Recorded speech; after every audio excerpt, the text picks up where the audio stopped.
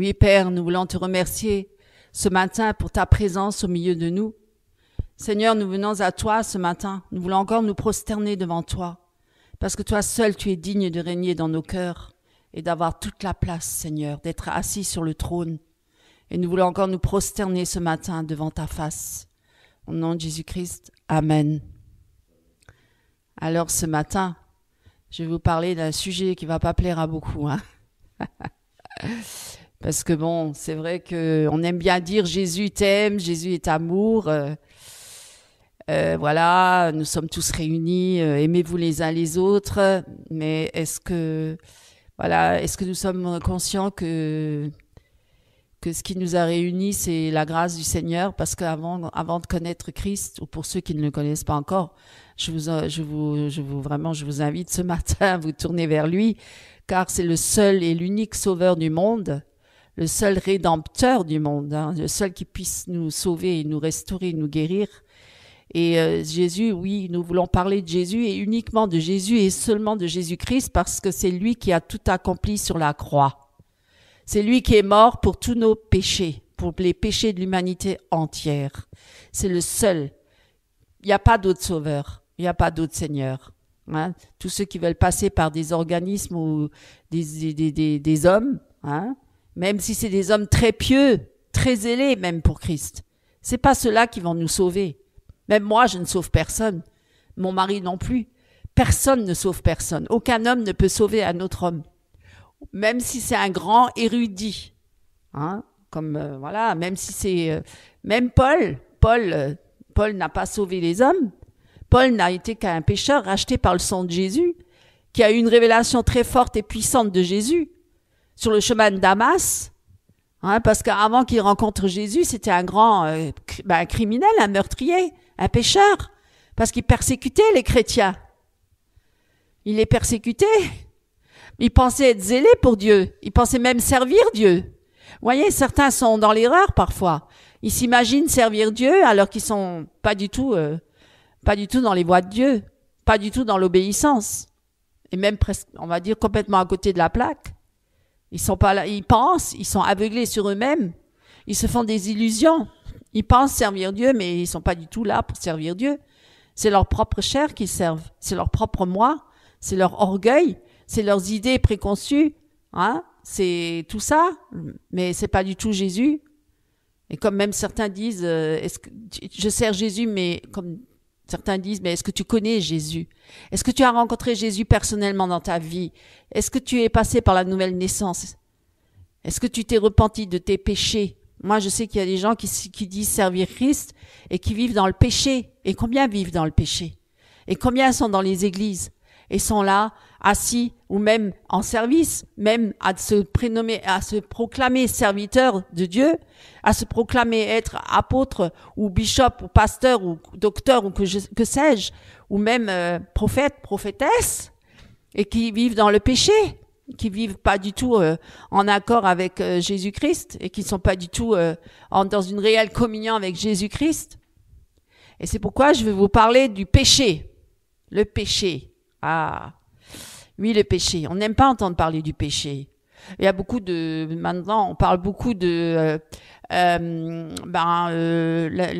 nouvelle réforme apostolique, donnez, vous serez riches. On parle beaucoup de l'évangile de prospérité, les pensées positives, le développement personnel, entrez dans votre destinée, vous êtes une bonne personne, le Seigneur est là, il vous aime, mais on ne parle jamais, rarement, on parle du péché, mais très vite, hein, ou on passe très vite dessus. Oui, nous sommes tous des pécheurs. J'aime bien, certains, ils veulent pas, ils reconnaissent qu'ils sont des pécheurs, mais très superficiellement, en disant, parce qu'ils veulent vite se débarrasser de ce sujet-là, de ce thème-là, et surtout, ils veulent pas réaliser vraiment leur misère totale, leur déchéance totale, qui sont déchus totalement de la grâce, et qu'il n'y a rien qui peut les racheter, rien, ni leurs bonnes œuvres, ni leurs bonnes paroles, ni rien, ni leurs actions, ni quoi que ce soit ne peut les racheter. Personne, voilà, rien. Et ils veulent pas trop le reconnaître, ils veulent dire, oui, on est des pécheurs, mais tous sont des pécheurs. J'ai déjà entendu ça. Oui, c'est écrit dans la Bible, il n'y a pas un seul juste sur la terre, etc. Mais n'empêche que, moi, je sais que moi, personnellement, quand je suis passée par ce moment de brisement extrême, où Dieu m'a montré réellement, clairement, que j'étais vraiment une pécheresse et que j'ai vraiment transgressé les lois de Dieu, il m'a pas montré tous les autres qui étaient des pécheurs. Il m'a montré moi, mon état de cœur, ma vie, personnellement. Parce que c'est trop facile de dire, oui, je suis pécheur, mais tout le monde est pécheur. Voilà, comme ça, je me justifie, je passe vite sur ma misère personnelle. Je rentre pas vraiment dans un brisement réel. Je me laisse pas travailler par le Saint-Esprit. Non, parce que ça fait mal. Parce que là, on réalise vraiment qu'on est complètement déchu et qu'il n'y a rien qui peut nous sauver. Rien. Rien. Aucune bonne œuvre. Rien ne peut nous sauver. Même le sentimentalisme pour mon prochain ne pourra pas le sauver. Ou dire Jésus t'aime, ça suffit pas. Ça suffit pas de dire Jésus t'aime. Ça suffit même pas de dire Jésus, il est mort sur la croix pour tes péchés. Non, il faut qu'il réalise, il faut qu'il le vive dans ses tripes. Vraiment, que Jésus, il est mort sur la croix pour lui. Et qu'il réalise dans ses tripes qu'il est perdu et qu'il va aller en enfer et que c'est un pécheur. Là, il entre dans les profondeurs. Dans les profondeurs terribles, mais pour ensuite être relevé par Christ, sauvé, celui-là, il criera fort et haut, je suis sauvé par Jésus-Christ, Jésus-Christ m'a délivré, m'a sauvé de mes péchés, m'a libéré de ma culpabilité, de ma condamnation. Oui, parce que nous étions condamnés, nous sommes condamnés. Si nous sommes pas en Jésus-Christ, nous sommes sous le jugement, nous sommes condamnés. Et personne ne peut échapper à cette condamnation, personne. Parce que les lois de Dieu sont établies depuis le commencement. Et les lois de Dieu, du Père, sont saintes et pures et parfaites. Oui, la loi de Dieu, elle est parfaite. Et oui, nous les avons tous transgressés. Tous. Mais on peut pas dire, voilà, je suis pécheur, mais tout le monde est pécheur. Non, mais tout le monde n'a pas commis les mêmes péchés. Il y a des lois, même sur la terre. Dieu a établi des lois, même des autorités. Des autorités pour justement punir ceux qui transgressent les lois. Et certains ont transgressé les lois graves. Si quelqu'un tue son prochain, il va aller en prison, il va être condamné. Voilà, c'est pour dire qu'il y a quand même des lois. Si je suis quelqu'un qui a commis une abomination sur mon prochain, je l'ai violé, je vais pas passer comme ça à côté de quelqu'un qui a peut-être juste menti un peu, puis je vais dire mais oui, mais on est tous des pécheurs. Non, mais non, il y a quand même un châtiment. En conséquence par rapport à nos actes. Sauf que si cette personne-là, en prison, elle se repent réellement devant le Seigneur et qu'elle cherche vraiment Christ, oui, elle va être sauvée. Parfois, elle purgera sa peine quand même. Peut-être parfois Dieu délivre avant, mais ça dépend. C'est Dieu qui décidera du sort de cet homme ou de cette femme. Mais croyez-moi, Dieu est juste. Dieu est juste. Et sa sentence, elle est juste aussi. Et nous ne pouvons pas échapper à Dieu. Et le péché, c'est une réalité qui est terrible. Et ses conséquences sont dévastatrices. Dévastatrices. Le péché, c'est pas seulement une faute morale comme ça. Ou un écart de conduite. Oui, bon. Non, c'est une rébellion. Une rébellion directe contre Dieu. C'est une rébellion contre Dieu. C'est un rejet de son autorité. On n'accepte pas que Dieu, il règne sur notre vie. Nous voulons faire notre propre vie, selon notre propre désir, et nos propres pensées, et notre propre volonté. C'est ça. Nous sommes des enfants rebelles, c'est d'ailleurs écrit dans la parole de Dieu. On a le mépris de ses commandements, on ne veut pas supporter. Et la rupture de l'harmonie qu'il a instaurée, dès la création, depuis le commencement. Et depuis le commencement, nous avons désobéi. Depuis Adam et Ève, bien sûr. C'est malheureux, mais le monde entier est dans la chute. Déchu dans la grâce.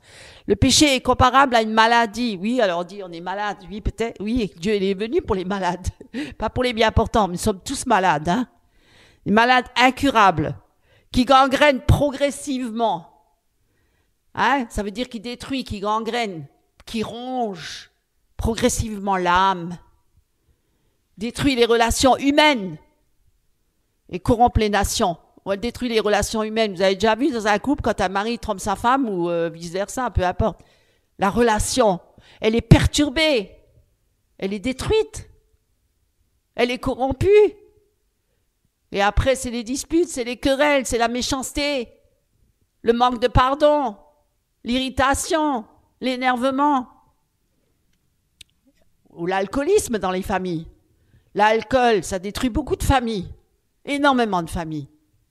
Un homme qui rentre ivre à la maison, qui bat sa femme ou qui l'injurie de tous les noms. Devant ses enfants. Vous croyez que c'est un exemple pour les enfants? Vous voyez le malheur qui entre dans la maison. Vous voyez un peu le mal, la corruption, le péché.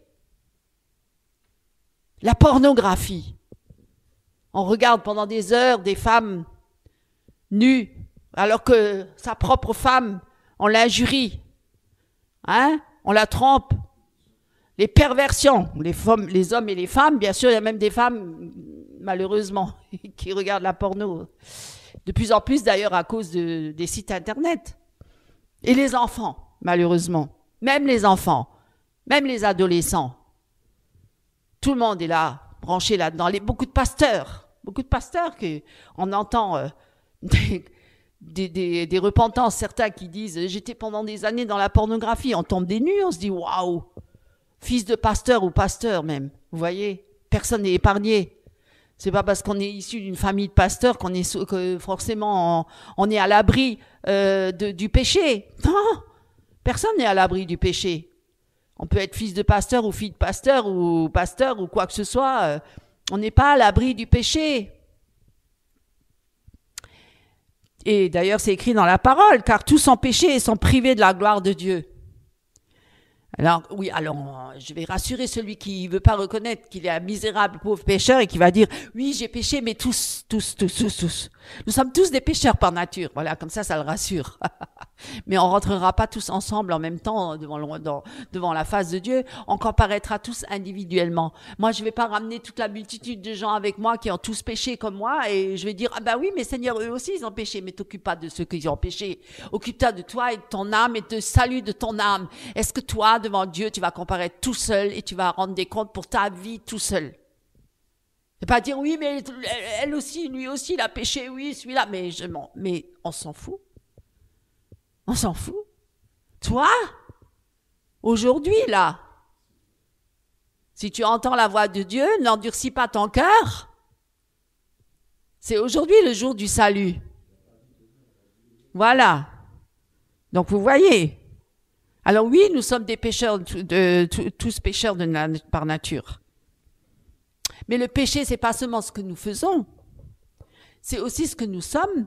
Déjà de nature, depuis Adam et Ève, d'une nature pécheresse. Hein? Nous sommes conçus et enfantés dans le péché. C'est pour ça que Jésus, il n'est pas conçu et enfanté dans le péché, dans la chair. C'est par le Saint-Esprit. C'est pas du tout la même chose. C'est pour ça qu'il était sans péché.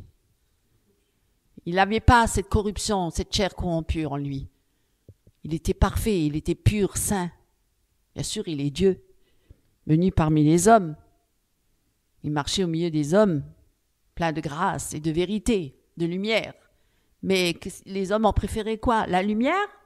Non, ils ont préféré les ténèbres. De peur que s'ils viennent à la lumière, on ne leur révèle quel état de péché ils sont, dans quel état de misère ils sont. Et certains, ils n'ont pas envie de le savoir. Ils veulent bien dire, oui, tout le monde a péché, mais moi, non, moi, j'ai quand même fait des bonnes œuvres. Non, mais ça te sauvera pas. Je suis dans une religion. Je suis dans une église tous les dimanches, mais ça sert à rien. Si j'ai pas une relation personnelle avec Christ, ça sert à rien. Tu peux venir, tu peux tous les matins plier tes genoux par terre pendant 2 heures, te flageller, te scarifier, tout ce que tu veux, tu seras pas sauvé pour autant. Mais non, il faut accepter l'œuvre de Christ sur la croix. Et ça, c'est que par la révélation de Jésus-Christ, par le Saint-Esprit. C'est Dieu qui attire les hommes à lui. C'est pas nous. Nous ne pouvons pas faire cette œuvre-là. C'est Dieu qui décide qui il sauvera et qui il sauvera pas. C'est Dieu qui décide qui il endurcit le cœur ou qui il endurcit pas. C'est Dieu qui est souverain et maître de toutes choses. Donc c'est même pas la peine de se fatiguer pour ça. Ok, on prêche l'évangile, on annonce la bonne nouvelle du salut. Il y a des cœurs qui sont ouverts, il y a des cœurs qui sont fermés. Ça, c'est l'œuvre de chacun, selon Dieu. Le libre arbitre de choisir pour Christ ou de ne pas choisir pour Christ. Et c'est pourquoi nous prêchons l'Évangile, mes amis. Le péché, c'est une rébellion contre Dieu, vous le savez. C'est une déviation, une corruption de sa propre volonté parfaite. Et dès le commencement, l'humanité en a souffert. Dès le commencement. Dès que Dieu a créé l'homme et la femme, ça a déjà commencé. Vous voyez, Adam et Ève, en mangeant du fruit défendu, ils ont déjà introduit la corruption dans un monde qui était pourtant pur à la base. Hein, puisque Dieu a créé toute chose et toute chose fut bon. Donc Dieu, il est bon à la base. Il est parfait, il est pur. Et vous pouvez lire ça dans Genèse chapitre 3, versets 6 à 7. Vous pouvez lire avec moi? Lisez avec moi. Chapitre 3. Genèse, au commencement. Lisez avec moi.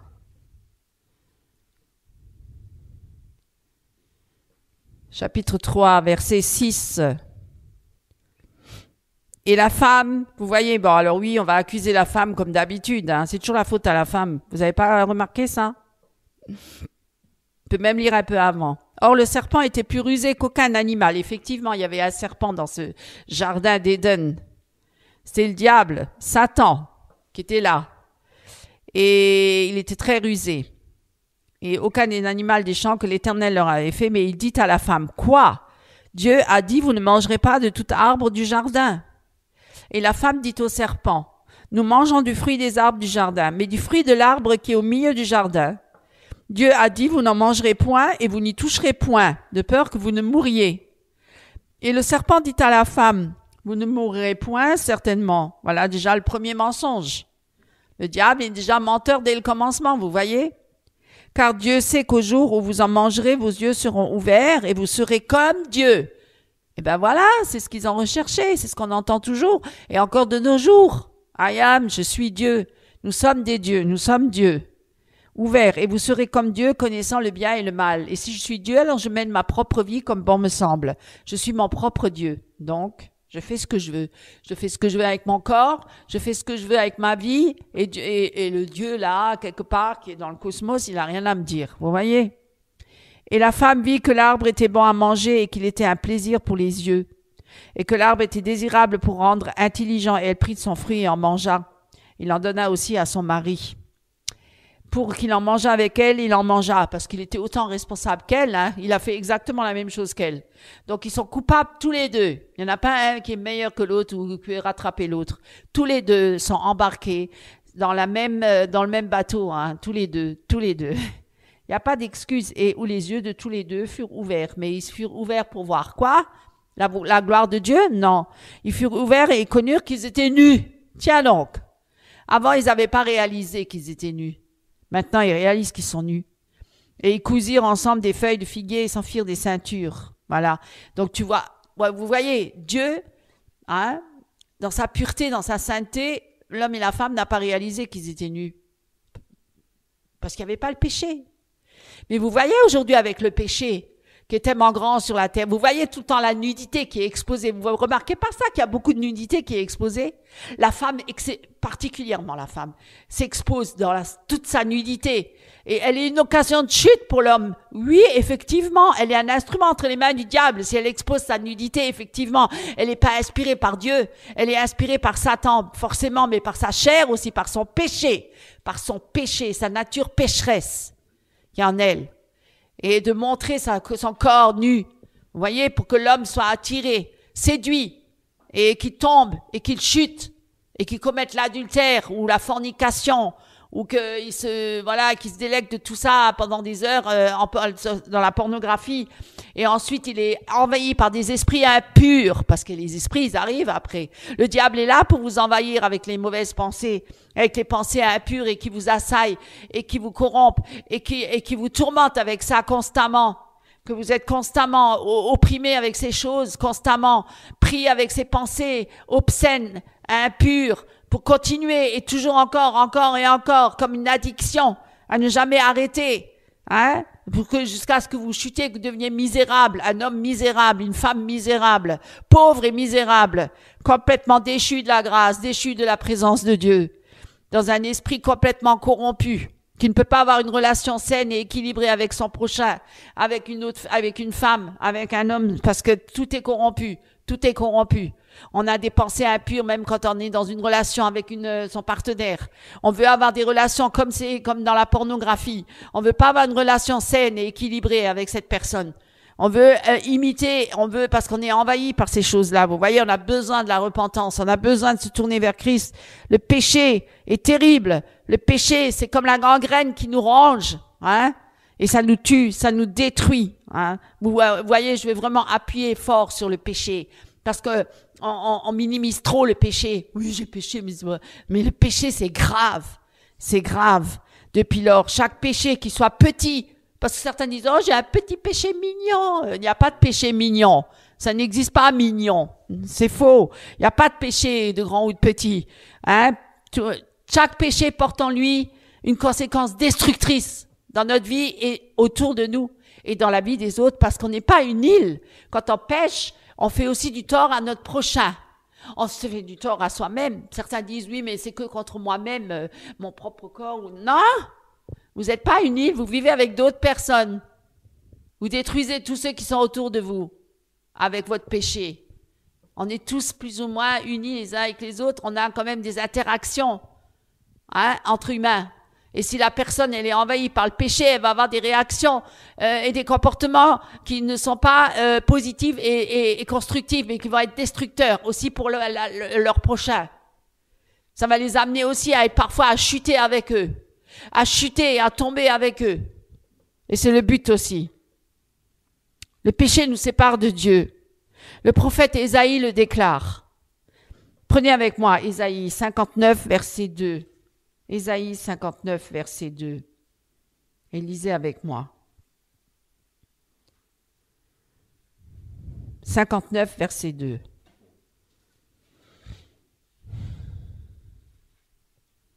Voici, la main de l'Éternel n'est pas devenue trop courte pour délivrer. Oui, ni son oreille trop appesantie pour entendre, parce que Dieu veut encore sauver aujourd'hui.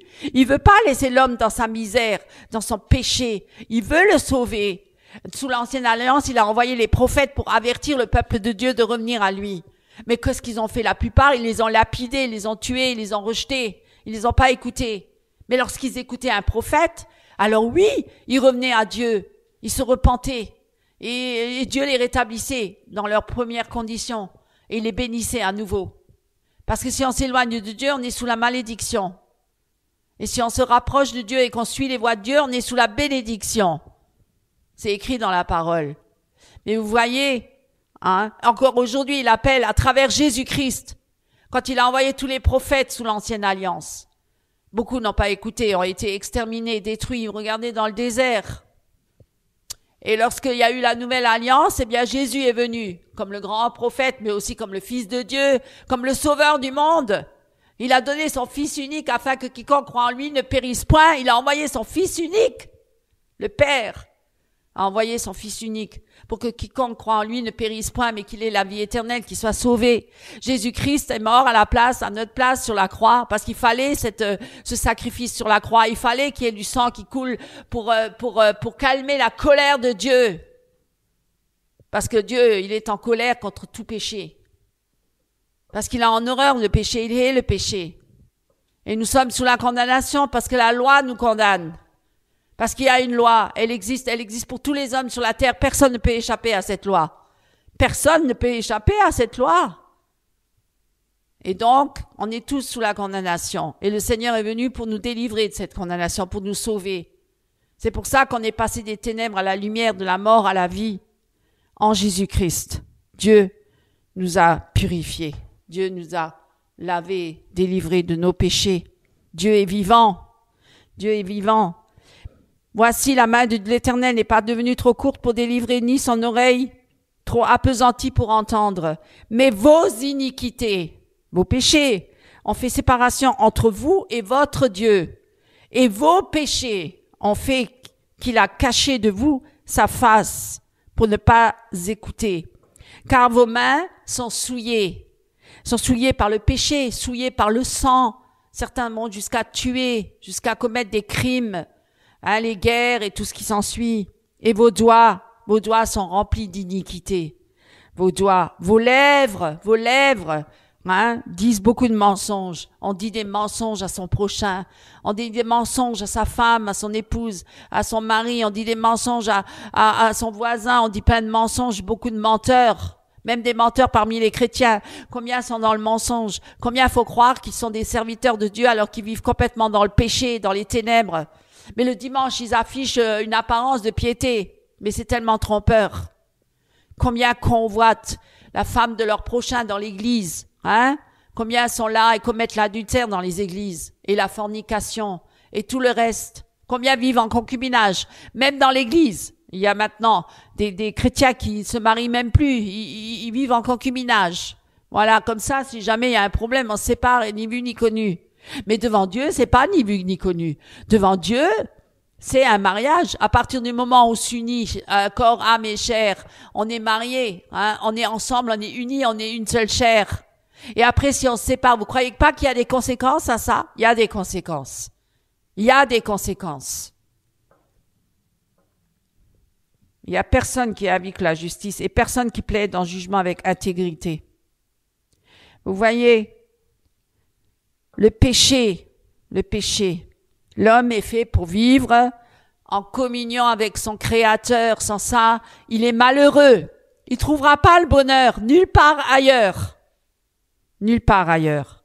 Mais le péché, comme une muraille, nous éloigne de lui. Alors les hommes, ils cherchent en vain et désespérément une solution pour être délivrés de leur malheur. Alors ils cherchent dans tous les sens. Hein, par la philosophie, la psychologie, par toutes les religions du monde que le diable a inventées pour encore tromper l'homme et l'aveugler pour justement qu'il rencontre pas Dieu. Il essaie de les détourner par tous les moyens, par des sectes, hein, où il essaie de trouver des solutions ou des idéologies qui sont complètement humanistes et qui sont contraires à la parole de Dieu. Ou alors il donne une image d'un Dieu, mais un faux Dieu, un Dieu occulte, un Dieu occulte. Hein, il passe par l'ésotérisme, par la Kabbale ou par plein d'autres choses, le mystère de Dieu, atteindre Dieu par ses propres forces, par ses propres efforts. On n'arrivera jamais à atteindre Dieu. Parce que le péché nous a séparés de Dieu. On n'arrivera pas à se racheter par soi-même. On n'arrivera pas à se sauver par soi-même. On n'arrivera pas par nos propres forces, par nos efforts, par notre argent. Même l'argent pourra pas nous sauver. Personne. Même tout notre matériel, tout, le riche comme le pauvre, il pourra pas être sauvé. Il y a que Jésus qui peut nous sauver. L'homme est fait pour vivre en communion avec son Créateur. Mais le péché est comme une muraille. Hein, c'est une séparation entre Dieu et l'homme. Il y a une séparation, il y a un fossé. Il y a un fossé. Et qui nous éloigne de lui. C'est ce qui est arrivé au roi Saul. Il y a des exemples dans la Bible. Hein, après avoir désobéi à Dieu, l'Esprit de Dieu s'est retiré de lui. Car il est devenu tourmenté. Lisez avec moi 1 Samuel, chapitre 16, verset 14. Qu'est-ce qui s'est passé avec Saul? 1 Samuel, verset 14.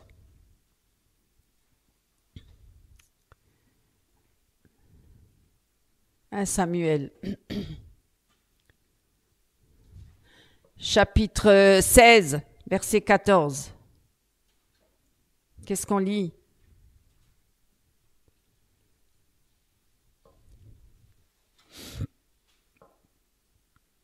Et l'Esprit de l'Éternel se retira d'avec Saul, et un mauvais esprit envoyé par l'Éternel le troublait. Et les serviteurs de Saul lui dirent, tu vois qu'un mauvais esprit envoyé de Dieu te trouble, parce qu'il a désobéi. Il a désobéi, Saul. Il a consulté une voyante, et pas à son Dieu. Vous voyez, Saul a commis un péché grave. Et il s'est rebellé. C'est un péché de divination qu'il a commis. Et le Seigneur, vous croyez que c'est passé inaperçu devant Dieu? Non, c'est pas passé inaperçu. Dieu voit toutes choses. Dieu connaît toutes choses. Et il a été tourmenté par un esprit mauvais. Et le seul moment où il n'était pas tourmenté, c'est quand David il jouait de sa harpe. Voyez? Et quand il louait Dieu, David. C'est là que le moment-là, l'esprit mauvais, il quittait Saul. À ce moment-là. Une personne qui ment, on ne peut pas lui faire confiance. Hein? Si on réalise, on découvre qu'elle est menteuse, eh bien, on lui fera plus jamais confiance. Même si un jour elle dit la vérité, on lui croira plus. Parce qu'elle a tellement menti que le jour où elle dira la vérité, on sera même dans le doute et on sera même méfiant. On se dira, mais je suis pas sûr. Voilà. Vous voyez, ça affecte les personnes autour. On fait plus confiance. On se dit non. Il m'a trahi une fois, il m'a menti plusieurs fois. Comment croire aujourd'hui? Comment lui faire confiance? Il faudrait la grâce du Seigneur pour qu'il nous dise, refais-lui confiance, pardonne-lui si c'est repenti. Ok? Si c'est repenti. Ok, Seigneur, je vais essayer de lui faire confiance, mais délivre mon cœur parce qu'il est blessé. J'ai besoin de ta grâce parce qu'il m'a tellement de fois menti qu'aujourd'hui, je ne lui crois plus. Donc, j'ai besoin de ta grâce. Elle ou il, hein, je parle en général. L'homme. Alors, une personne qui ment et trahit ses proches finit par se retrouver seule à force. On n'a plus envie d'être avec une personne qui ment tout le temps. Elle construit un mur entre elle et les autres. Tout comme le péché nous isole de Dieu. Le péché détruit nos vies. Dans Romains, on lit dans le chapitre 6, verset 23, « Le salaire du péché, c'est la mort. » Ça n'apporte pas la vie, ça apporte la mort, la destruction, la mort. Le péché conduit non seulement à la mort spirituelle, parce que si on va très loin, ça peut aller jusqu'à la mort spirituelle, mais aussi à la ruine terrestre. Voyez nos vies, comme elles sont misérables à cause de nos péchés. Certains ont une vie misérable, une vie complètement détruite, un avenir détruit. Certains sont devenus pauvres alors qu'ils avaient plein de biens, mais à cause de leurs péchés. Ils ont vendu tous leurs biens, ils ont tout vendu parce qu'ils devaient, parce que voilà, le divorce, divorcer. Combien de divorces? Combien de gens ont perdu leur maison? Combien de familles se sont retrouvées presque sur le trottoir parce qu'ils ont divorcé, qu'ils ont dû tout revendre et qu'ils n'ont plus rien et qu'ils doivent payer le divorce, etc. C'est pour ça qu'il y en a beaucoup qui veulent plus divorcer, plus se marier aujourd'hui parce qu'ils disent c'est trop cher le divorce, ça coûte trop cher. Parce qu'il faut payer l'autre et puis il faut vendre ses biens, il faut se séparer. Voilà. On préfère rester en concubinage, ça coûte rien, on se quitte du jour au lendemain, hop là, allez, toi tu prends ça et moi je prends ça et puis c'est bon, c'est réglé. Mais pas devant Dieu. Devant Dieu, c'est pas réglé. Non. C'est pas aussi simple que ça, hein. Le péché conduit pas seulement à la mort spirituelle, mais aussi à la mort terrestre, à la ruine terrestre, à la ruine terrestre. Un homme qui cède, après ceux qui sont riches, il y en a plein qui se remarient, qui se divorcent. Prenez pas exemple sur ça, parce qu'il y a beaucoup de riches qui se remarient 10 000 fois et qui sont toujours aussi riches. Alors si on regarde à ça, on va dire oui, mais lui, regarde, il est pas détruit, il a toujours une belle vie. Oui, effectivement, c'est vrai, c'est vrai. Mais un homme qui cède à l'adultère finit souvent par détruire une famille. Forcément, c'est pas anodin.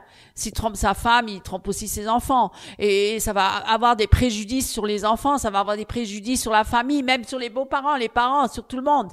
Ça va avoir des préjudices sur tout le monde, même sur sa propre vie. Sur sa propre vie. Et un voleur, il finit par être emprisonné ou rejeté. Quelqu'un qui vole constamment, à un moment donné, il va être, on va le découvrir et puis, il faut bien qu'il soit puni, non?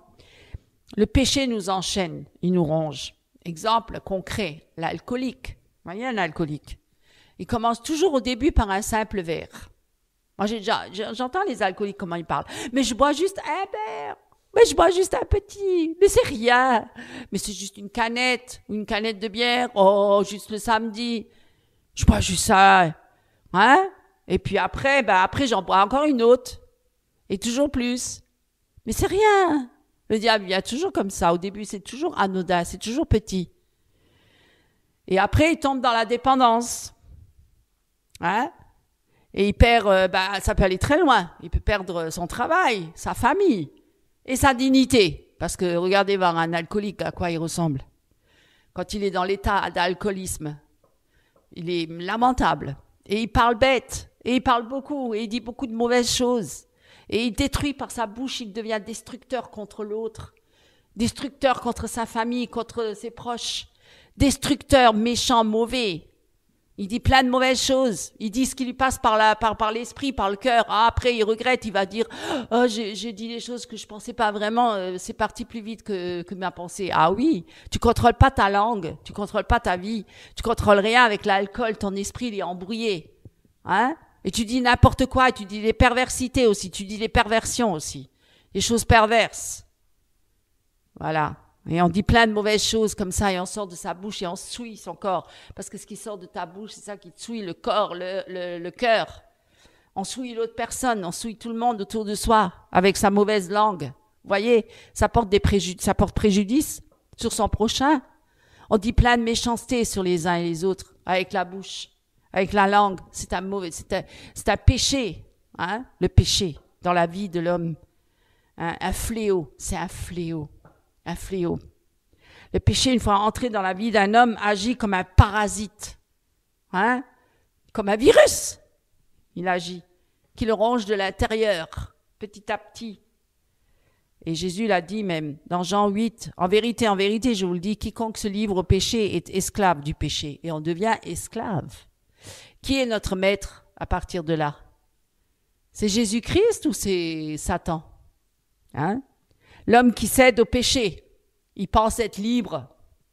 Ah oui, sur le moment, il a l'impression d'être libre, c'est son libre arbitre, hein, son choix. Oh oui, je vais céder, oh, je fais maintenant, allez hop, on y va. C'est pas grave, sur le moment c'est même bien, sur le moment c'est même une joie, c'est même un plaisir. Le péché a toujours un côté plaisant, hein, attirant, parce que sinon on le ferait pas, hein. Si on aime pécher, c'est parce qu'il a quand même un attrait avec le péché. Il y a quand même une satisfaction au départ, au début, hein, toujours au début. Au début, il y a toujours un côté, ah, je me laisse aller, hop, je pêche, oh, quelle joie, quel bonheur. Vous voyez, sur le moment. Mais après, la pente glissante, hein, qui descend, toujours plus bas. Et on devient esclave du péché. Hein, et on devient prisonnier de son état. Chaque péché commis renforce cette chaîne invisible qui le lie. On a un aveuglement spirituel. Certains qui pêchent et qui se disent chrétiens, ils vont rentrer dans les hérésies, dans les fausses doctrines. Et ils ont un titre de pasteur ou autre, qu'ils ont un impact sur les autres, qu'ils ont une autorité sur les autres, hein, eh ben ils vont être dangereux. Ils vont devenir très dangereux. Parce qu'ils vont entraîner une multitude après eux, à cause de leur péché. Et comme ces gens, ils sont aveuglés eux-mêmes parce qu'ils ont tellement cru en l'homme. Et en cet homme, parce qu'au début, peut-être qu'il était juste. Peut-être qu'il était un fervent chrétien, engagé vraiment. Mais qu'ensuite, quand il a péché, commis l'adultère ou que sais-je, commis des péchés graves, détourné de l'argent ou que sais-je, eh bien, ils vont toujours le croire parce que eux, ils voient toujours cet homme avec ses belles apparences, hein, et toujours ses belles paroles parce qu'il continue toujours à prêcher l'évangile, mais sa vie déjà est depuis longtemps déjà éloignée de Dieu. Mais alors, il a un pouvoir sur les autres et les autres le suivent. C'est pourquoi je dis souvent et je préviens toujours le peuple de Dieu de dire de ne pas suivre un homme mais de ne pas suivre une femme, de ne pas regarder à l'homme ni à une femme mais de regarder à Christ. Parce que l'homme c'est trompeur. Il est trompeur. C'est comme ça qu'on a parfois un aveuglement spirituel. Le péché, il obscurcit notre intelligence spirituelle. Forcément, puisqu'on est coupé de Dieu. Alors, on raisonne par nos propres pensées, par les pensées du diable qui s'infiltrent. Ou par les pensées des autres. On se laisse influencer. Et le péché nous rend insensibles à la voix de Dieu parce que notre cœur s'endurcit. On ne veut pas savoir parce que Dieu nous pointe sur un péché. Il dit non, là, arrête mon fils, arrête ma fille. C'est un péché. Mais on ne veut pas entendre. Alors notre cœur, il s'endurcit. Forcément. Non, je ne veux pas entendre. Non, je veux rien savoir. Et c'est ça le malheur. C'est ça le malheur. C'est comme quand Dieu il a appelé le Pharaon. On le lit. Il y a des exemples bibliques. Hein? Dans le livre d'Exode, quand Pharaon il a refusé d'écouter Dieu, quand il a dit « Laisse mon peuple partir, libère mon peuple ». Et quand à chaque fois il s'est endurci, il ne voulait pas. Oui, Dieu a endurci son cœur parce que c'était un rebelle à la base. C'est quelqu'un qui ne voulait pas reconnaître Dieu. C'est quelqu'un qui s'est prenait lui-même pour Dieu, le pharaon. Et c'est pour ça qu'il ne voulait pas écouter sur la voix de Dieu. Hein? Et malgré les 10 plaies, Dieu lui a envoyé 10 plaies, hein, énormément de plaies. Et parfois, on a des plaies dans notre vie. Parfois, on a des malheurs qui nous arrivent. Parfois, il y a des situations, des circonstances dans notre vie. On ne sait pas pourquoi on vit ça. Pourquoi ça nous arrive. Mais Dieu le permet. Pourquoi? Pour que justement, on crie à Dieu. Ouais. Pour nous éprouver, mais aussi parce qu'on est sur un faux chemin. Parce qu'on n'écoute pas la voix de Dieu. Alors Dieu, parfois, il permet. Il y a des embûches dans notre vie. On ne sait pas pourquoi. Mais qu'est-ce qui se passe? Mais pourquoi j'avance pas? Pourquoi je tourne en rond? Pourquoi il se passe rien? Parce que tu n'écoutes pas sur la voix de Dieu. Alors parfois, il est obligé de nous envoyer des plaies. Il le permet. Les bénédictions. Toute chose concourt au bien de ceux qui aiment Dieu. C'est par beaucoup d'afflictions que nous entrons dans le royaume des tribulations, que nous entrons dans le royaume de Dieu. C'est par les épreuves que nous grandissons aussi spirituellement. C'est pas vous dire, on va pas chercher les épreuves, on les veut pas, hein, personne ne veut ça. La chair, elle veut pas ça, la chair, elle déteste ça. La chair, elle veut toujours être heureuse, n'est-ce pas? Toujours le bien-être. Mais Dieu, il voit les choses autrement, hein, parce que lui, il veut que nous, on soit sauvés et qu'on rentre dans le royaume de Dieu pour la vie éternelle avec Dieu. Donc, tout ce qui est la chair, tout ce qui vient des ténèbres, tout ce qui vient de la terre, il en veut pas. Ça peut pas rentrer dans le royaume de Dieu. Nous devons passer par ce brisement, nous devons passer par cette voie-là, par ce chemin étroit, justement pour avoir accès, pour rentrer dans ce royaume de Dieu. Oui, nous sommes sauvés, oui, nous avons la vie éternelle, mais nous sommes sur un chemin étroit de sanctification. C'est ça, c'est très important. Parce que quand on est aveuglé spirituellement et qu'on est endurci par le péché, on est incapable de discerner la volonté de Dieu. On ne sait pas qu'est-ce que Dieu y veut. On n'entend pas savoir. Et ça peut nous conduire à notre propre ruine. Et aussi à celle même d'un peuple entier, quand c'est quelqu'un qui est au pouvoir. Il peut entraîner un peuple entier. Et quand c'est quelqu'un qui est pasteur ou docteur dans une église, dans une assemblée, il peut entraîner toute l'assemblée dans la ruine. Toute l'assemblée. Tous les chrétiens. C'est pourquoi nous devons être vigilants. C'est pourquoi nous devons nous-mêmes, personnellement, prier, avoir une communion personnelle avec Christ et lire la parole de Dieu. Étudier la parole de Dieu. Le péché, c'est une dégradation morale et émotionnelle. Je vais m'arrêter là pour aujourd'hui. C'est pour dire, le péché détruit progressivement l'intégrité d'un homme. Vous avez déjà vu un homme qui a beaucoup péché? Alcool, drogue, etc. Il est délabré, on voit, physiquement même, moralement, mais il est dans la déchéance. Il s'est dégradé petit à petit. Moi, j'ai connu des gens qui étaient magnifiques quand ils étaient jeunes. Et quand on les voit après, à un certain âge, 70 ans, on est choqué de l'apparence de cet homme et de l'état d'esprit de cet homme, de l'état moral de cet homme. La déchéance. La dégradation, parfois la maladie, parfois l'infirmité et la mort, peut-être avant l'âge prévu par Dieu, qui meurt avant que c'était prévu, parce qu'il a brûlé ses ailes bien avant. Vous voyez? C'est pourquoi Dieu, il veut pas que l'homme se perde et soit détruit par le péché, parce que Dieu, il est amour. Il veut sauver l'homme de sa déchéance, de sa dégradation. Il veut le sauver de sa misère. Il veut le sortir de là. Dieu est bon. Dieu est amour.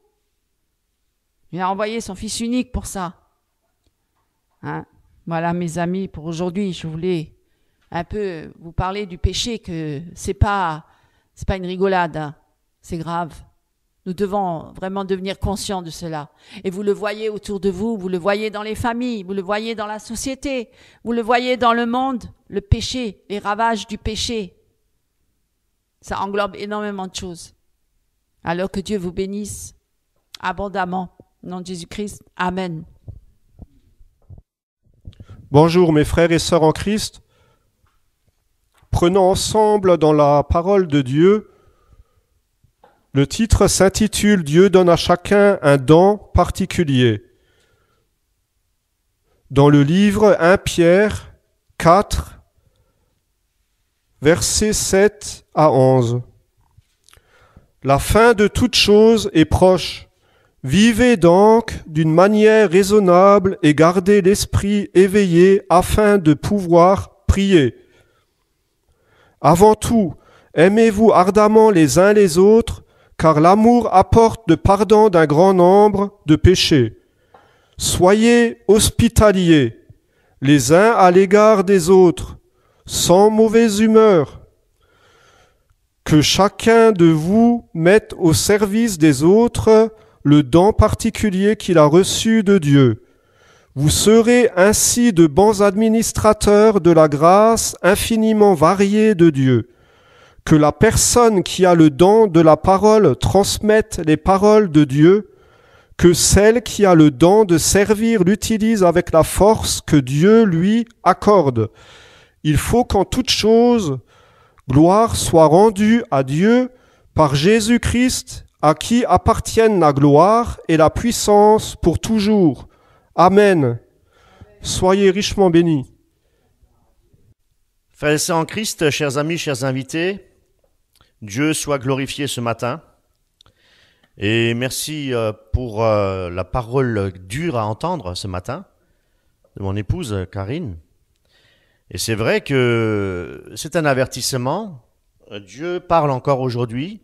Dieu avertit aujourd'hui son peuple pour la repentance, pour arriver à la repentance. C'est en phase de guérison, mes amis. Vaut mieux entendre la parole dure encore aujourd'hui lorsque nous sommes sur cette terre que d'entendre que le royaume de Dieu sera fermé pour nous le jour où nous quittons cette terre. Parce que nous avons toujours encore cette possibilité, il y a toujours cette possibilité, cette faisabilité de nous repentir et de nous mettre notre vie en règle avec le Seigneur, mes amis. Alors merci pour ce message percutant, message comme la parole de Dieu nous dit, dur à entendre, qui peut l'écouter, hein. Eh bien, mes amis, le péché tue, le péché détruit l'homme, mais nous allons aujourd'hui parler de l'amour agapé, parce que l'amour agapé, lui, construit, édifie et exhorte. Voyez-vous? Alors, nous allons aujourd'hui, effectivement, méditer sur certains aspects les plus importants de notre vie chrétienne, à savoir marcher dans l'amour. Et nous allons, à cet effet, dans la parole de Dieu, prenons ensemble Galates chapitre 5, verset 22. Il est dit, « Mais le fruit de l'esprit, c'est l'amour, la joie, la paix, la patience, la bonté, la bénignité, la fidélité, la douceur et la tempérance. » Alors aujourd'hui, nous allons nous intéresser essentiellement sur l'amour qui représente donc la vertu principale. D'ailleurs, elle est notée en première de la liste et c'est une vertu. Le fruit de l'esprit avec ses différentes vertus. Amen. Il faut savoir que l'amour, c'est l'une des premières choses, mes amis, que le Saint-Esprit veut faire grandir en nous lorsque nous recevons Jésus-Christ dans notre vie. Lorsque nous faisons confiance à Jésus et lorsque nous naissons de nouveau. Cet amour n'est pas un simple sentiment, mais nous devons le voir comme étant une qualité, une vertu divine et une vertu transformatrice, mes amis. L'Esprit de Dieu nous transforme de l'intérieur, voyez-vous. C'est un acte divin.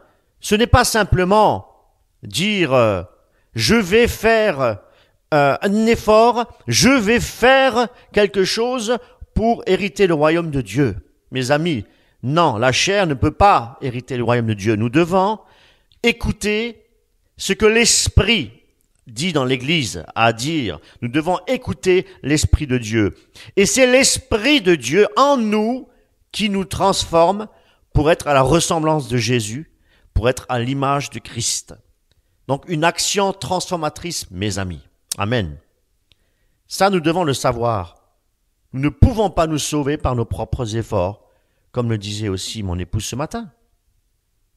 Il faut que l'Esprit de Dieu travaille notre cœur, et c'est l'Esprit qui donne le vouloir et le faire, mes amis. Toute chose vient de Dieu, mes amis.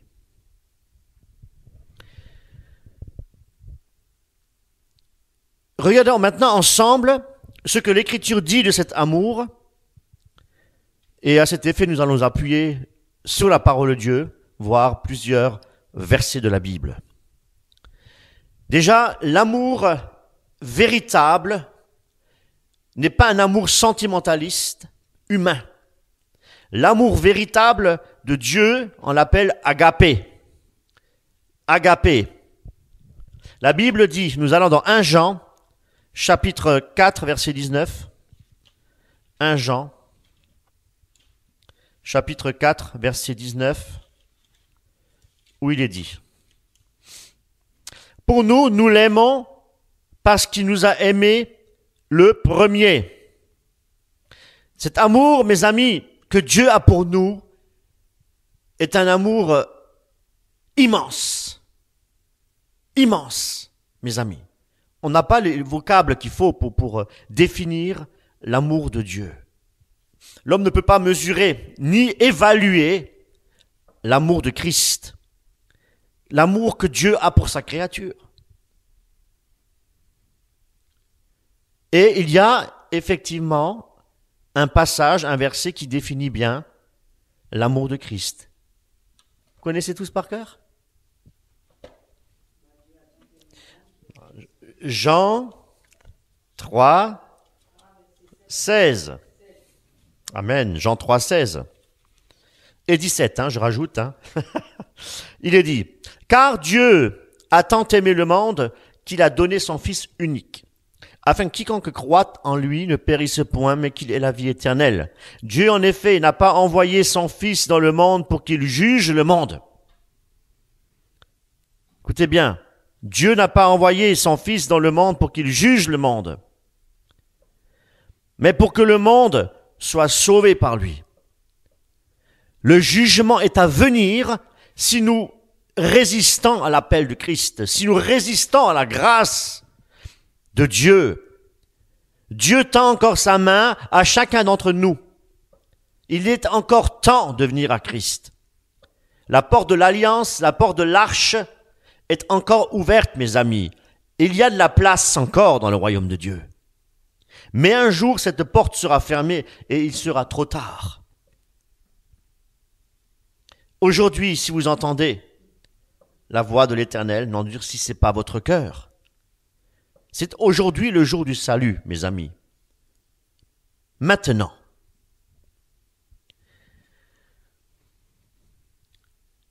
Jésus n'est pas venu pour juger le monde, il est venu pour sauver le monde. Il est venu en tant qu'homme, mais il est Dieu. L'incarnation, Dieu s'est fait homme. Dieu a pris un corps semblable à celui d'un homme pour nous montrer comment marcher. Et Dieu a vécu parmi les hommes, mes amis. Et sur une croix, Jésus-Christ a tout payé. Tétélestai. Sur la croix, il a donné sa vie pour tous. Pas pour une certaine catégorie de personnes, mais pour le monde, nous dit la parole de Dieu. Il a donné sa vie pour le monde entier, pour tous. Et il n'y a aucune exception, mes amis. C'est pourquoi aujourd'hui, nous devons répondre à l'appel du Christ. Il n'est pas venu pour juger le monde, il est venu pour sauver le monde. Donc, tant que nous sommes en vie, il y a encore une espérance, mes amis, pour être sauvés. Parce qu'il n'est pas venu pour juger, mais pour être sauvé. Mais après la mort vient le jugement. Après la mort, c'est trop tard. Le choix se fait sur cette terre. Jésus-Christ parle, son esprit parle, et il nous appelle aujourd'hui à le suivre et à le servir, mes amis. Car Dieu a tant aimé le monde qu'il a donné son Fils unique, afin que quiconque croit en lui ne périsse point, mais qu'il ait la vie éternelle. Dieu veut nous donner la vie éternelle, mes amis. Parce que Dieu est amour. L'amour agapé, c'est ce que nous allons voir. Et c'est sur ce modèle de l'amour de Christ que nous sommes appelés à aimer notre prochain, au point de donner notre vie, comme Jésus-Christ l'a fait. Nous devons avoir de la compassion dans notre cœur. Et cet amour agapé nous vient directement de l'Esprit du Seigneur. Et cet amour-là ne dépend pas non plus de nos mérites, mais cet amour dépend de la grâce de Dieu. Dieu fait miséricorde. Et Dieu dispense encore aujourd'hui sa grâce dans nos cœurs. Mes amis, l'amour dont parle Paul dans Galates 5, 22, comme je le disais tout à l'heure, ce n'est pas un amour humain, un amour sentimentaliste, un amour égoïste. C'est un amour qui vient du Saint-Esprit, mes amis. Parce qu'ici, nous parlons du fruit de l'Esprit. Donc, l'amour agapé est un amour qui nous vient du Saint-Esprit et non pas de l'homme. Ça signifie que nous ne pouvons pas produire cet amour par nous-mêmes, de nous-mêmes. Et pourquoi? Parce que il n'y a rien de bon, nous dit la parole de Dieu, dans le cœur de l'homme. Alors dans Romains chapitre 5, verset 5. Romains 5, verset 5, il est dit: Or, l'espérance ne trompe point, parce que l'amour de Dieu est répandu dans nos cœurs par le Saint-Esprit qui nous a été donné. Alléluia. C'est donc l'Esprit Saint qui, en nous permet d'aimer notre Seigneur. Voyez-vous, avec l'amour de Dieu. Dieu est venu en premier nous chercher. Et dans Jean 15, verset 12, Jean 15,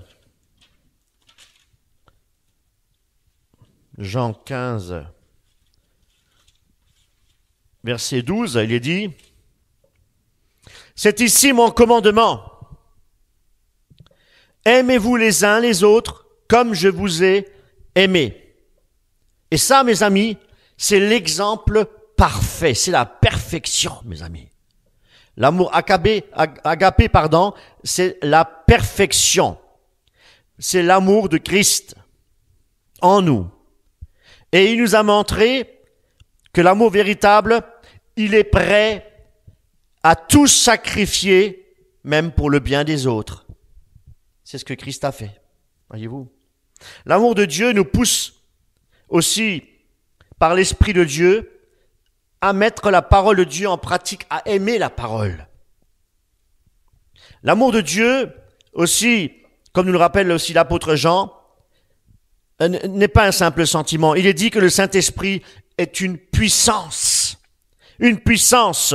Il est dit dans Actes, chapitre 1, il est dit que vous recevrez une puissance, le Saint-Esprit survenant sur vous. Eh bien, le Saint-Esprit, mes amis, c'est la puissance de Dieu.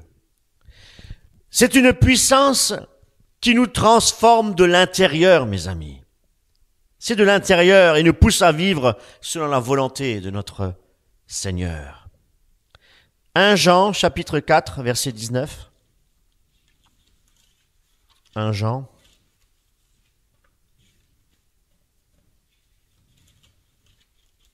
Chapitre 4, verset 19, il est dit: Pour nous, nous l'aimons parce, comme j'ai dit tout à l'heure, parce qu'il nous a aimés le premier. Donc c'est grâce au Saint-Esprit, mes amis, que nous pouvons aimer Dieu et que nous pouvons également mettre la parole de Dieu en pratique. C'est grâce à l'Esprit de Dieu qui habite en nous. Voyez-vous? Jésus nous dit dans Jean 14, verset 15,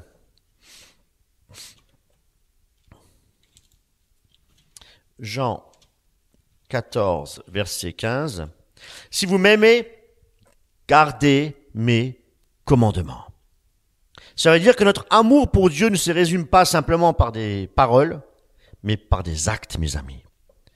Par la mise en pratique de sa parole. respecter ses commandements, les mettre, appliquer les commandements de Dieu. Et l'apôtre Jacques de dire aussi que la foi, mes amis, sans les œuvres, est une foi qui est morte. Et dans Romains 2, 13, il dit aussi que ceux qui seront justifiés, ce sont ceux qui mettent la parole de Dieu en pratique, mes amis. Romains 2, verset 13, ce ne sont pas en effet ceux qui écoutent la loi, nous dit la parole de Dieu, qui sont justes devant Dieu, mais ce sont ceux qui quoi? Ceux qui mettent en pratique qui seront justifiés, qui mettent la parole de Dieu en pratique qui seront justifiés. Eh oui. Mais comprenez bien que par nos propres forces, nous ne pouvons pas accomplir aucun bien, aucune œuvre du Seigneur. C'est pas possible. Et c'est pourquoi c'est grâce à l'Esprit de Dieu, au Saint-Esprit et à la grâce de Dieu qui nous accompagne tous les jours. Parce que c'était aussi le souhait de Paul dans les Épîtres, que la grâce de Dieu vous accompagne tous les jours. Amen. Ce n'est pas qu'une simple formule, voyez-vous, mais c'est une réalité dans l'action, que la grâce de Dieu nous accompagne tous les jours de notre vie. C'est une réalité spirituelle, mes amis. Eh bien, l'amour de Dieu, agapé, c'est un amour qui se donne. Jésus-Christ s'est donné sur la croix. Se donner pour son prochain. Se donner, être au service de son prochain. C'est ça l'amour de Dieu. L'amour de Dieu se révèle pleinement dans le sacrifice aussi de Jésus-Christ sur la croix. Il n'a pas simplement dit qu'il nous aime, mais il a prouvé cet amour aussi en se donnant pour nous. Voyez-vous, il y a l'acte aussi. Il y a la parole, mais il y a aussi la mise en pratique, l'acte. C'est sur la croix qu'il nous a montré son amour. Voyez-vous, on peut dire je t'aime, mais si les actes ne suivent pas, la foi, elle ne sert à rien, elle est morte. Donc nous devons obéir au Seigneur en pratiquant les bonnes œuvres que Dieu a préparées d'avance. C'est ce qui est écrit dans la parole de Dieu. L'amour de Dieu est un amour sacrificiel. Comprenez ça? Sacrifice. Il s'est offert, Jésus-Christ, en sacrifice pour nous racheter, pour nous sauver de notre condamnation, mes amis. Il nous a aimés jusqu'à donner sa propre vie sur la croix, mourir sur la croix, souffrir à cause de nos péchés, même pas à cause de lui. Même pas à cause de lui, il est venu pour nous sauver. C'est un acte volontaire de Dieu, par amour pour sa créature, voyez-vous. C'est pourquoi nous ne devons pas refuser sa grâce. Si nous refusons sa grâce sur cette terre aujourd'hui, et si nous ne prenons pas au sérieux la parole de Dieu que nous entendons aujourd'hui, eh bien, ce sera trop tard. Ce sera trop tard. Et personne ne connaît la date de sa mort. Personne ne connaît la date de sa mort, à moins de décider de prendre fin de sa vie et de se suicider. Et là, il y a le suicide, c'est rejeter Dieu, c'est rejeter le pardon de Dieu. Eh bien, quelqu'un qui se suicide ne peut pas être sauvé. Il ne peut pas être dans la lumière du Christ. Voyez-vous. Jésus nous a montré que l'amour véritable, c'est l'amour qui se donne, même au prix de sa propre vie. Nous, chrétiens, nous sommes appelés à imiter cet amour, l'amour divin, l'amour agapé, en vivant pour les autres, en se donnant de nous-mêmes pour servir Dieu et pour servir notre prochain.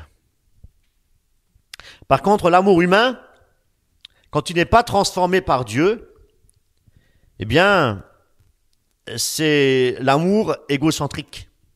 C'est pas je t'aime, c'est je m'aime. J'aime les choses pour moi-même.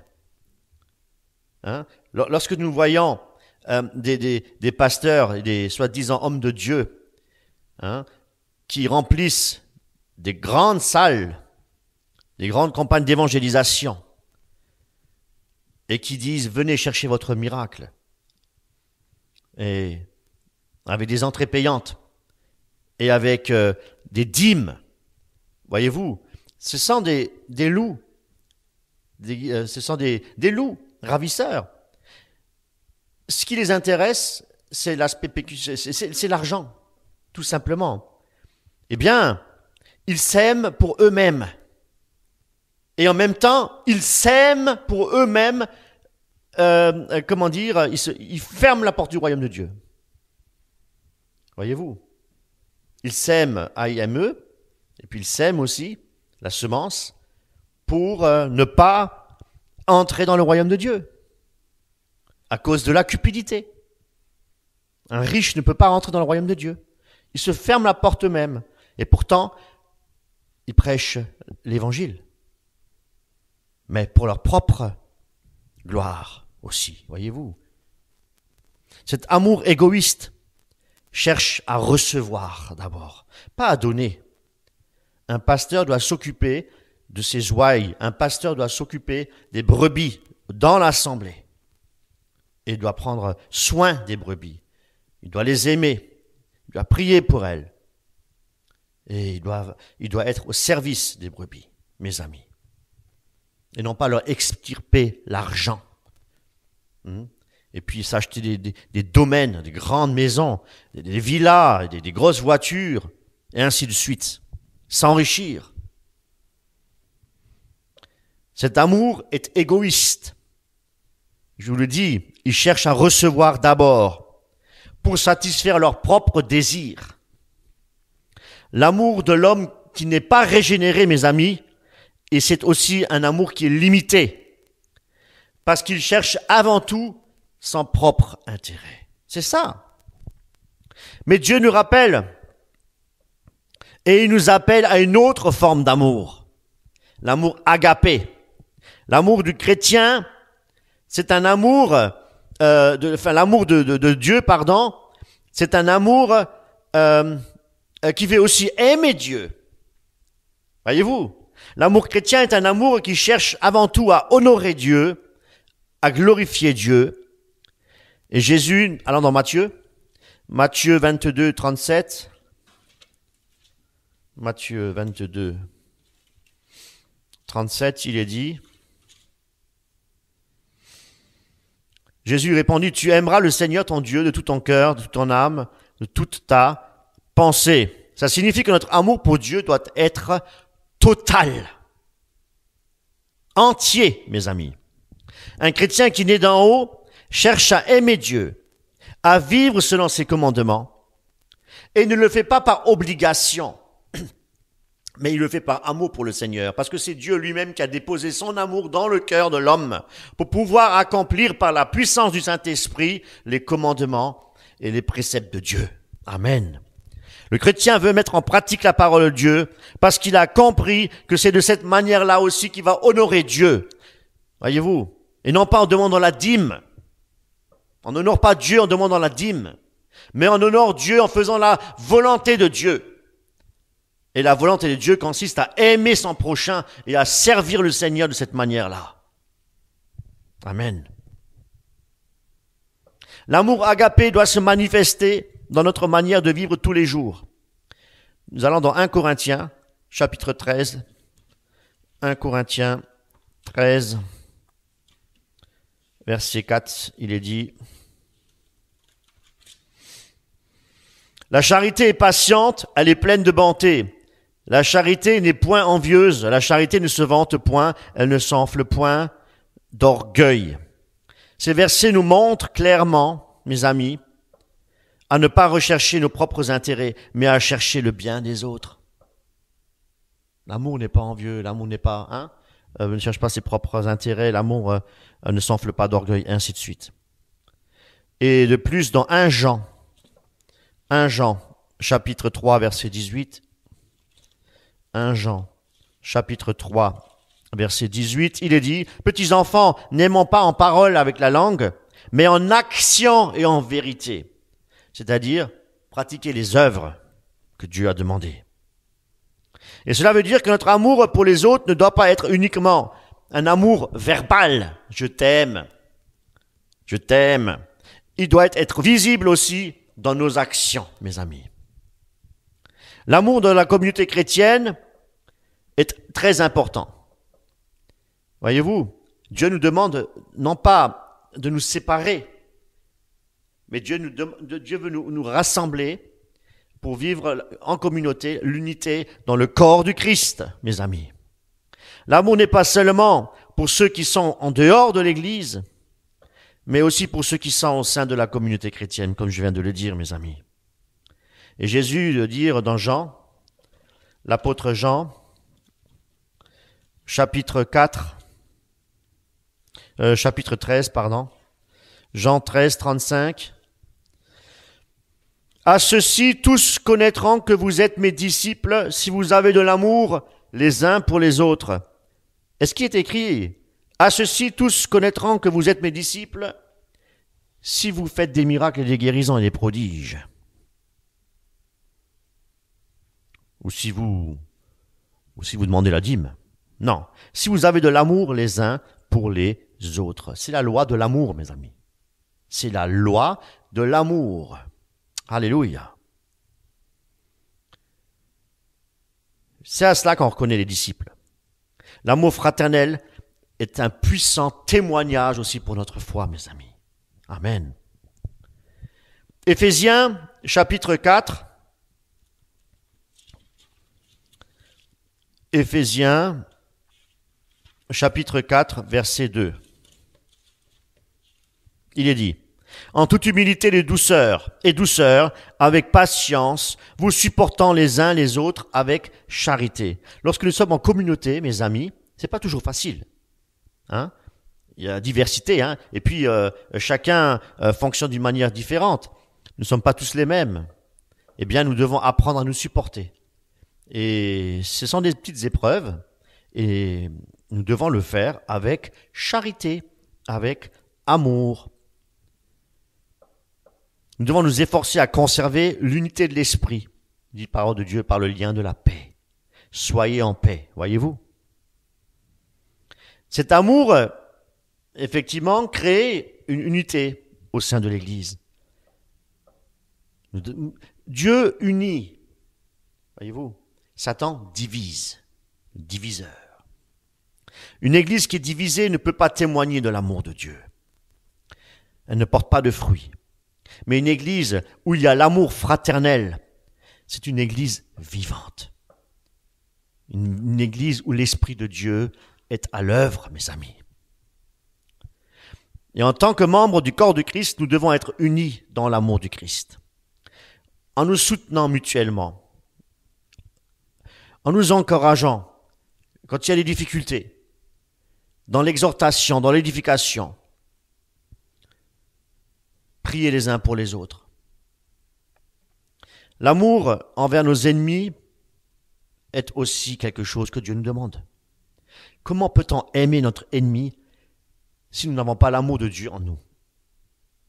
Jésus-Christ a aimé le monde entier, il a donné sa vie pour le monde entier. On était tous ennemis de Dieu. Eh bien, nous devons aimer nos ennemis.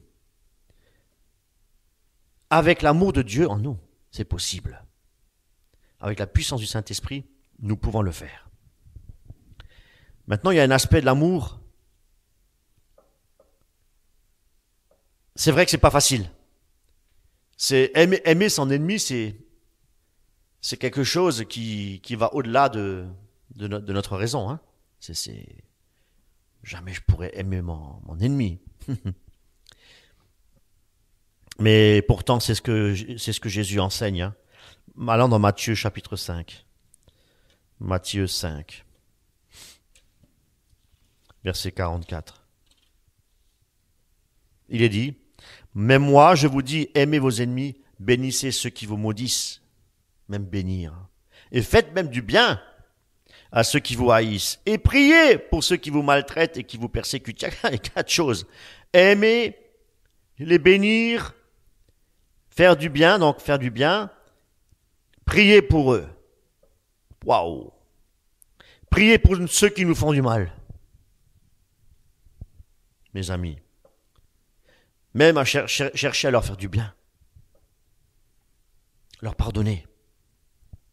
On dit souvent de fois, je te pardonne, mais je n'oublie pas. Ce n'est pas un pardon. Quand Jésus-Christ, il a dit, je pardonne et je jette dans la mer les péchés, il les a oubliés. Voyez-vous. Luc 6, 27. Luc 6, 27. Il est dit, mais je vous dis, à vous qui m'écoutez, aimez vos ennemis, faites du bien à ceux qui vous haïssent. Nous devons répandre au mal par le bien. Si Christ nous commande d'aimer nos ennemis, c'est parce qu'il s'agit d'un puissant témoignage, mes amis. Un puissant témoignage pour le royaume de Dieu. Et c'est de cette manière-là aussi qu'il peut y avoir des conversions. Voyez-vous. Le véritable amour, c'est une force, la puissance du Saint-Esprit qui nous transforme à l'image du Christ. Il apporte des bénédictions aussi dans notre vie. Et aussi, si nous prions pour les ennemis, il apporte aussi la bénédiction dans la vie des autres. Lorsque nous vivons dans l'amour, ça crée la paix, la joie. Non pas une paix et une joie du monde, mais la paix et la joie de Dieu.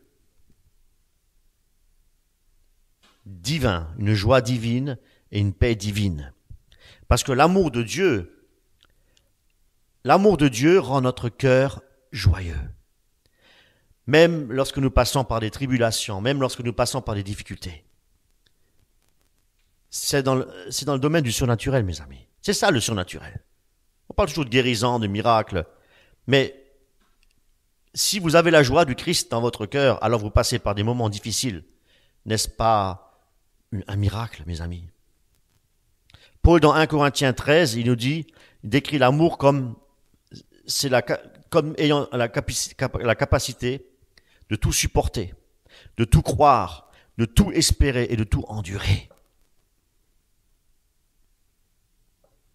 L'amour nous aide à surmonter les épreuves, comme je le disais, à garder l'espoir, l'espérance du royaume de Dieu.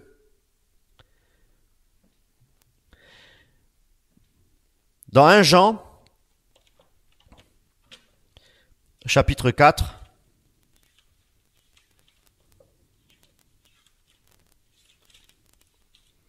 verset 18, la crainte n'est pas dans l'amour, mais l'amour parfait bannit la crainte, car la crainte suppose un châtiment, et celui qui craint n'est pas parfait dans l'amour. Ça signifie que l'amour nous donne aussi la force de faire face à toute situation, à tout ce qui se dresse devant nous. L'amour, quand il est vraiment présent dans nos vies, eh bien, nous devenons des lumières dans ce monde des ténèbres.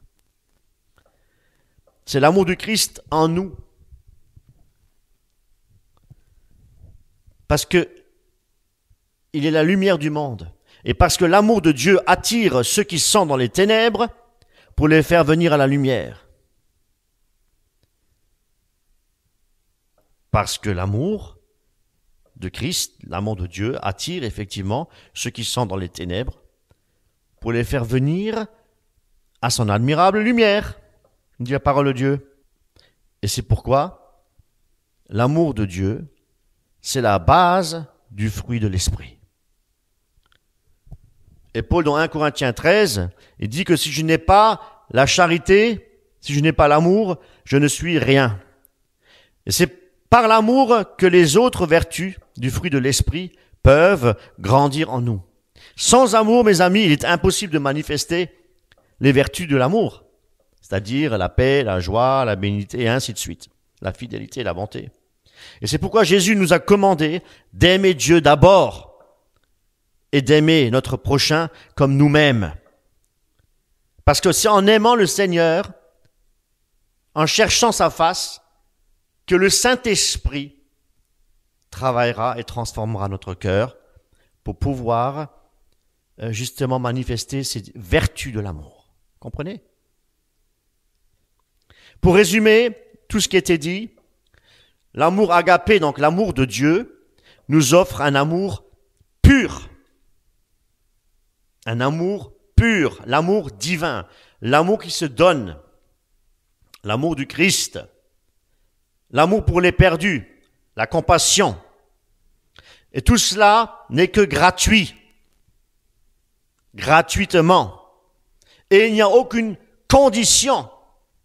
Voyez-vous, le Seigneur nous offre, Dieu nous a offert son Fils unique, gratuitement, pour nous sauver, pour nous arracher des griffes de Satan. Et mes amis, ce n'est pas non plus un amour qui attend quelque chose en retour, mais un amour qui se donne totalement. Parce qu'il est dit effectivement dans Jean 15, 13, il n'y a pas de plus grand amour que de donner sa vie pour ses amis. Jésus nous a montré l'exemple parfait lorsqu'il a donné sa vie sur la croix, en sacrifiant sur la croix. Prenons Romains, chapitre 5, verset 5. Romains 5, verset 5. Or, l'espérance ne trompe point, parce que l'amour de Dieu est répandu dans nos cœurs par le Saint-Esprit qui nous a été donné. C'est pourquoi nous devons écouter Dieu. Nous devons laisser travailler notre cœur pour que le Saint-Esprit puisse guider tous les jours nos actions, nos paroles, guider nos choix aussi. Et l'amour de Dieu, mes amis, dans Galates 5, 6, il est dit que l'amour de Dieu agit dans la foi. Cet amour agapé, l'amour de Dieu, devienne la force de Dieu, la force qui nous unit vraiment dans le corps du Christ, mes amis.